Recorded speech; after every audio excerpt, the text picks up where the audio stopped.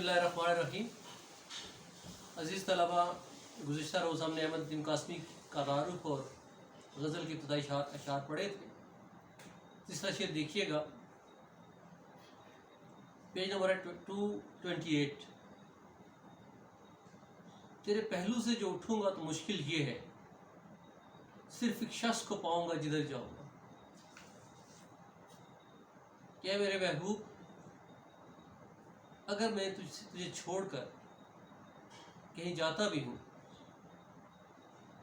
तो मुश्किल ये है कि मैं जहाँ भी जाऊँगा एक ही शख्स मेरी नज़रों का महवर व मरकज़ होगा और एक ही शख्स है जो मेरे दिलो दिमाग पे छाया होगा और उसके बगैर ज़िंदगी का तसव्वुर मुमकिन नहीं है। अब दूसरे मिसरे में जो ये कह रहे हैं कि सिर्फ एक शख्स को पाऊँगा, और वो शख्स कौन है? वो शख्सियत यकीनन महबूब की है। वो जैसे मोमन ने नहीं कहा था कि तुम मेरे पास होते हो गोया जब कोई दूसरा नहीं होता, कि मैं जब तन्हाई के आलम में भी होता हूँ तो मेरे महबूब तुम मेरे साथ होते हो। और ये इंसानी फितरी रवैया है कि इंसान जिससे मोहब्बत करता है उसके बगैर ज़िंदगी ना मुकम्मल होती है, अधूरी होती है। आप अपने अतराफ़ की ज़िंदगी का मुशाहरा कीजिए, आगे अपने गिरदो पेश पे निगाह दौड़ाइए। अब ये गज़ल जो है अहमद बिन कासमी ने, अगर आप देखें तो 90 यानी कि 89 में हम ये इनकी गज़ल छपी है, तो उस एतबार से कम बेश 30 साल गुजर चुके हैं इस गज़ल।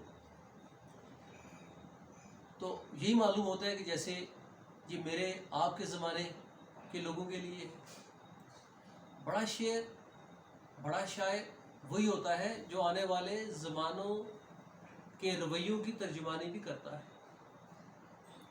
और ये शेर इंसान में जब तक मोहब्बत के जज्बे परवान चढ़ते रहेंगे तब तक ये शेर ज़िंदा रहेगा। और क्या जी कि इंसान जब मोहब्बत की राह पर गामज़न होता है तो मोहब्बत की राह पर गामज़न होते हुए महबूब के सिवा ज़िंदगी के तमाम तसव्वुर ख़त्म होकर रह जाते हैं, यूँ कि ये कि तमाम तसव्वुर अधूरे होकर रह जाते हैं। पूरी कायनात में सिर्फ़ और सिर्फ महबूब ही वो हस्ती होती है जो एक आशिक़ के लिए अहमियत की हामिल होती है। और यही वजह है कि इंसान जिससे मोहब्बत करता है हर लम्हा हर वक्त उसका ख्याल दिल में, दिमाग में हावी होता है। जो बात मैं आपसे कह रहा था कि अपने गिरदो पेश का अगर जायज़ा लीजिए, अपने अतराफ़ की ज़िंदगी का अगर जायज़ा लीजिए, तो जो भी इंसान मोहब्बत के रवैयों या मोहब्बत के रिश्तों में परवान होता है या परवान चढ़ता है, वो अपनी मोहब्बत के सिवा ज़िंदगी का तसव्वुर मुमकिन ही नहीं पाता। बल्कि यूँ कहिए कि अगरचे वो जो मोहब्बत करने वाला है वो अपनी ज़िंदगी मामलात ज़िंदगी में मसरूफ़ है, रोज़मर्रा ज़िंदगी के काम काज वो कर रहा है, लेकिन उसकी मोहब्बत दिल के एक गोशे में उसके साथ मौजूद है। हर वक्त ये तसव्वुर जाना मौजूद है कि महबूब कहाँ होगा, क्या कर रहा होगा, मैं उसे याद आ रहा हूँ या नहीं आ रहा। तो ये मतलब इस तरह के ख्यालात जो होते हैं वो इंसान के दिल में जो है एक फ़िल्म की सूरत चलते रहते हैं। और ये हकीकत भी है, इससे इनकार भी मुमकिन नहीं है। अगर क्लासिकी रवायत के हवाले से बात की जाए जिसमें महबूब को ज़ालिम और जफाकार बताया गया है और महबूब की तमाम तर जो है वो मोहब्बतों के बावजूद, जज्बों की सच्चाइयों के बावजूद वो नज़र इल्तफ़ात पर आमादा नहीं होता, मसले महबूब मुक़द्दर नहीं होता। और एक عمر گزر جاتی ہے محبوب کو دیکھے ہوئے، لیکن اس سب کے باوجود کبھی ایسا نہیں ہوتا کہ محبوب کی یاد جو ہے وہ دل سے جاتی رہے، یا جو محبت کرنے والے ہیں وہ اس سے غافل ہو جائے. ایسا نہیں ہو، ایسا ممکن نہیں ہے. اگر جذبوں میں سچائی ہے اور جذبوں میں شدت موجود ہے تو ضروری نہیں ہے کہ وصل محبوب مل جائے، بلکہ یوں کہیے کہ محبت کی راہ میں ہر ملنے والا زخم جو ہوتا ہے وہ محبت کرنے والے سنبھال سنبھال کے رکھتے ہیں. اس سے ان کی محبت کی پرورش ہوتی ہے، نشو و نما ہوتی ہے، زندگی کے رویوں میں ایک پختگی آتی ہے کہ محبت میں اگر استقامت نہ ہو تو محبت کیا ٹھہری. تو وہ جو شاعر کہہ رہا ہے نا کہ میں جدھر بھی جاتا ہوں میرے محبوب تم ہی مجھے نظر آتے ہو، تو وہ کچھ بے جا نہیں کہہ رہا، زندگی کی ایک ایسی حقیقت بیان کر رہا ہے، اور خاص طور پر عشق کی دنیا کی ایک ایسی حقیقت بیان کر رہا ہے جس سے کبھی بھی کسی بھی زمانے میں کوئی محبت کرنے والا انکار کر ہی نہیں سکتا. اگلی رویے رکھنے والے اگرچہ اسے دیوانگی کہتے ہیں، پاگل پن کہتے ہیں، لیکن محبت کی دنیا میں بسر کرنے والوں کے لیے یہ دیوانگی نہیں، فرزانگی ہے، عقل ہے. وہ دنیا والوں کو دیوانہ جانتے ہیں جو محبت کے مفہوم سے، محبت کی معراج سے واقف نہیں ہے. تو اس پیرائے میں کہ صرف ایک شخص کو پاؤں گا جدھر جاؤں گا، میں جہاں بھی جاتا ہوں. یوں کہہ لیجیے ایک سرور ہے، جنون تو ہے ہی ہے، سرور ایک نشہ ہے کہ اس میں اگر راحتیں ملتی ہیں تو انسان خوش نصیب ہے. اگر جذبوں کی وارفتگی اور محبوب کی محبت مقدر ہو جاتی تو یہ ایک خوش قسمتی ہے. لیکن اگر کسی طور جو ہے وہ کامیابی ممکن نہیں ہے، یا محبوب جو ہے وہ نظر التفات پر، محبت کی نظریں نچھاور نہیں کرتا، نظر التفات پر آمادہ نہیں ہوتا، تو اس کا مطلب یہ نہیں ہے کہ یہ محبت کی ناکامی ہے. ایسا نہیں ہے. یہی کیا کم ہے کہ محبوب سے ایک تعلق موجود ہے. وہ جیسے غالب کہتے ہیں لاگ ہو تو ہم اس کو سمجھے لگاؤ، کہ اگر محبوب کی دشمنی بھی ہو تو ہم اسے ایک محبت جانیں گے، کیونکہ یہ تعلق تو موجود ہے کہ یہ کس کا دشمن ہے. دشمنی بھی تو ایک تعلق ہے نا، ایک نسبت ہے نا.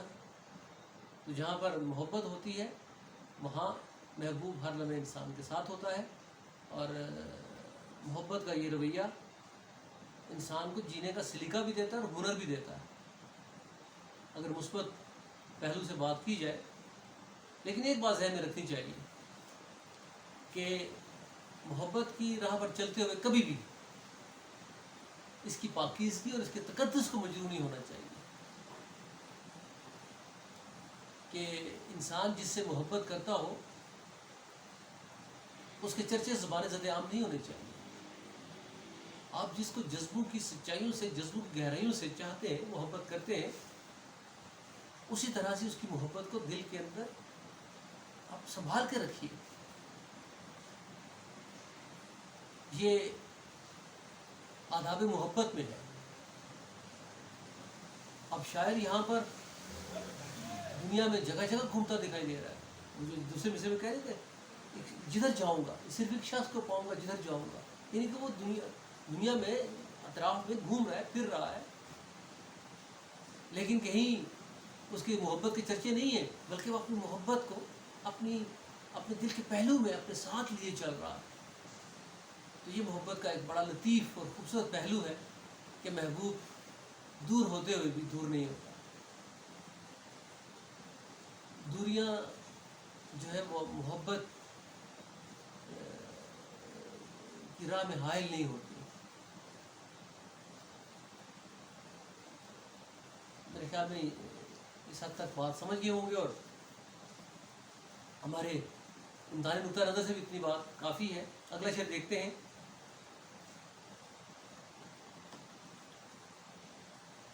اب تیرے شہر میں آؤں گا مسافر کی طرح،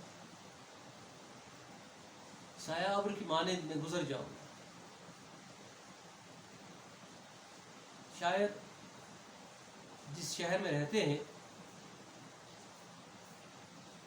وہاں ان کا محبوب رہتا ہے. لیکن اب محبت کی راہ پر گزرتے ہوئے وہ اس شہر سے ترک تعلق پر مجبور ہو گئے. یہاں دو اعتبار سے بات کی جا سکتی ہے. پہلے ایک پہلو کو زیر بحث لاتے ہیں تو وہ ایک اعتبار سے شہر سے ترک تعلق پر مجبور ہوتے ہیں. اور ترک تعلق کا سبب کیا ہو سکتا ہے؟ اس میں ہم کلاسیکی روایت کو موضوع بنا سکتے ہیں کہ شاعر کو ایک ایسے محبوب کا سامنا ہے یا ایک ایسے محبوب سے واسطہ ہے جسے اگرچہ وہ جذبوں کی سچائیوں سے، جذبوں کی شدت سے، دل و جان سے چاہتے ہیں، اور ایک عمر اس کی پرستش کرتے ہوئے بسر ہوئی ہے. کبھی انہوں نے سوچا بھی نہیں کہ اس کے بغیر زندگی ممکن ہے یا زندگی کا تصور مکمل ہو سکتا ہے. لیکن ایک عمر گزرنے کے بعد بھی کسی بھی طور محبوب اپنی محبت نچھاور کرنے پر آمادہ نہیں ہے. اس میں ایک بات تو طے ہے کہ وہ بڑا سنگدل ہے، ظالم ہے، جفاکار ہے، بے وفا ہے، اور تمام تر محبت کے جذبوں کی سچائیوں کے باوجود وہ نظر التفات پر آمادہ نہیں ہے، الفت کی ایک نگاہ ڈالنے پر آمادہ نہیں ہے. یہ وجہ بھی شہر چھوڑنے کا سبب ہو سکتی ہے، اور یہ وجہ بھی اپنی جگہ پر موجود ہے کہ وہ بڑا مغرور ہے،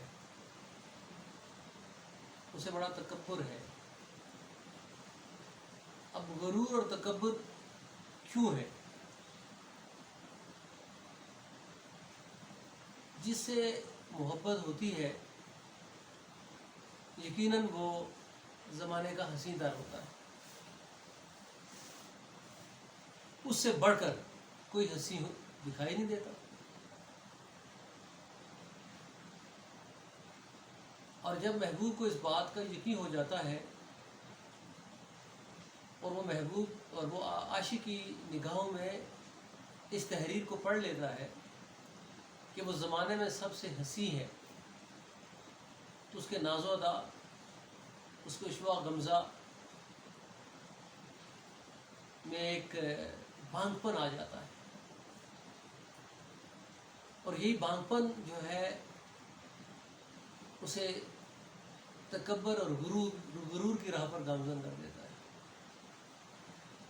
اور اس سبب وہ جو ہے محبوب کو کسی طور اپنی محبت جو ہے اپنی محبت نچھاور نہیں کرتا. تو محبوب شاعر ہے کہ وہ ایک بے چینی، ایک اضطراب کی کیفیت سے گزرتا ہے، جھانکنے کی کیفیت. یوں کہہ لیجیے کہ جسم و روح کا تعلق ٹوٹے گا اور ٹوٹتا بھی نہیں ہے. یہی گمان گزرتا ہے کہ اب جسم و روح کا تعلق ختم ہوگا، لیکن زندگی کی ڈور ٹوٹنے نہیں پاتی. اور اس میں ایک امید کا پہلو بھی ہے کہ شاید میرا محبوب اپنے نظر التفات سے نواز دے. تو ایسا نہیں ہوتا تو ظاہر ہے کہ شاعر جو ہے وہ شہر کو چھوڑ دیتا ہے اور شہر سے چلا جاتا ہے. یہاں پر پہلے مصرے میں مسافر اور دوسرے مصرے میں سایہ ابر کی بہت خوبصورت تشبیہات استعمال کی گئی ہیں. مسافر وہ ہوتا ہے جو کہیں سے گزرتا ہے، کہ کچھ مختصر عرصے کے لیے قیام کرتا ہے اور پھر گزر جاتا ہے. اور سایہ ابر کی بھی یہی صورت ہے، بادل آتا ہے، برسا گزر گیا. وہ کہہ رہے ہیں کہ اب تیرے شہر میں آؤں گا مسافر کی طرح، سایہ ابر کی مانند میں گزر جاؤں گا. تو ایک پہلو تو یہ آ رہا ہے کہ میں تیرے شہر میں اب آؤں گا اور ایک مسافر کی طرح آؤں گا، سایہ ابر کی مانند آؤں گا اور گزر جاؤں گا. اب وہ کیوں اس کے شہر میں جانے کے بعد کیوں اس کے شہر پہ آنا چاہتا ہے، یا سایہ ابر کی طرح مختصر قیام کرتے ہوئے کیوں گزرنا چاہتا ہے؟ تو جیسے میں نے پہلے آپ سے ذکر کیا کہ انسان محبت سے تائب بارہا تائب ہوتا ہے. کیسے محبوب سے کیا واسطہ رکھنا جو اپنی محبت کے قابل ہمیں نہیں جانتا، لیکن محبت کی رسمیں بڑی عجیب ہیں. وہ حالی کا شعر سنا ہوگا آپ نے کہ ٹھانی دل میں اب نہ ملیں گے کسی سے ہم، پر کیا کریں کہ ہو گئے ناچار جی سے ہم. پر کیا کریں کہ ہو گئے ناچار جی سے ہم. ہم نے ٹھانا تھا کہ اب ہم اپنے محبوب سے کبھی نہیں ملیں گے، لیکن پھر ملنے پر مجبور ہو گئے. یعنی یوں کہ یہ نا جی کہ علی کا ایک دوسرا شعر بھی ہے نا، ہوتی نہیں قبول دعا ترک عشق کی، ہوتی نہیں قبول دعا ترک عشق کی، دل چاہتا نہ ہو تو زباں میں اثر کہاں.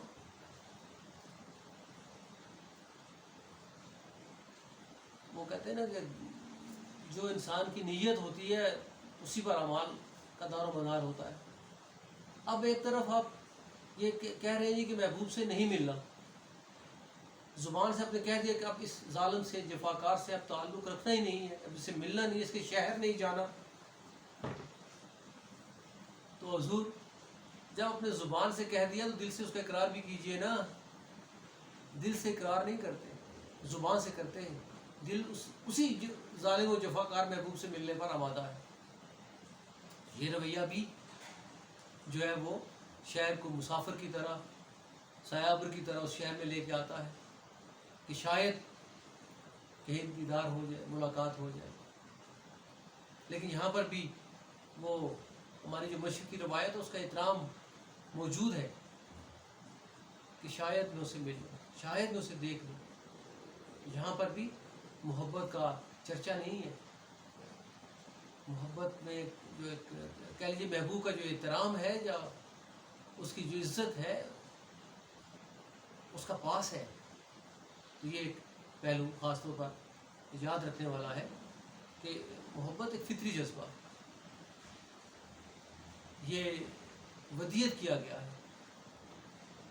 تو اس ودیت کیے گئے جذبے کے آداب میں سلیقوں میں ایک سلیقہ یہ بھی ہے کہ آپ اس کے تقدس کا خاص خیال کیجیے، آداب محبت کا خاص خیال کیجیے. تو دوسرا پہلو جو میں نے آپ سے کہا تھا وہ بھی ممکن اس میں ہو سکتا ہے کہ جس شہر میں تمام رونقیں محبوب کے دم سے موجود تھی، اب اس شہر میں محبوب نہیں ہے. اب یہ بات کہہ سکتے ہیں نا جی کہ اب تیرے شہر میں آؤں گا مسافر کی طرح. پہلے میں آتا تھا قیام کرتا تھا، اب نہیں کرتا. اب کیوں نہیں کرتا؟ محبوب اس شہر میں نہیں ہے. کچھ بھی اسباب ہو سکتے ہیں، کوئی وجہ بھی ہو سکتی ہے، معاشرتی سماجی جبر بھی ہو سکتا ہے یا کوئی بھی اسباب. تو اب اس شہر میں، اس شہر سے جو وابستگی تھی، اس شہر سے جو تعلق تھا، رہنے کا یا ٹھہرنے کا جو جواز تھا وہ ختم ہو گیا. اب وہاں پر وہ صرف ایک مسافر کی طرح آتا ہے، سایہ ابر کی طرح آتا ہے اور گزر جاتا ہے. تو یہ دو اعتبار سے اس شعر کو آپ دے سکتے ہیں، لیکن ہر اعتبار سے خوبصورت شعر ہے. کلاسیکی روایت کا تسلسل ہوتے ہوئے بھی اس میں احمد بن قاسمی نے اس میں ایک انفرادیت اور جدت کا پہلو جو ہے اس کو ملحوظ خاطر رکھا ہے. تو آج یہ اشعار جو ان کو آپ توجہ سے دیکھیے گا، سنیے گا، پڑھیے گا. امید کرتا ہوں کہ بڑی حد تک بات سمجھ میں آ گئی ہوگی. انشاءاللہ کل پھر ملاقات ہوگی. اگلے اشعار جو ہے ان کی دوبارہ سے اس سلسلے کو آگے بڑھائیں گے. تب تک اجازت دیجیے. اللہ حافظ.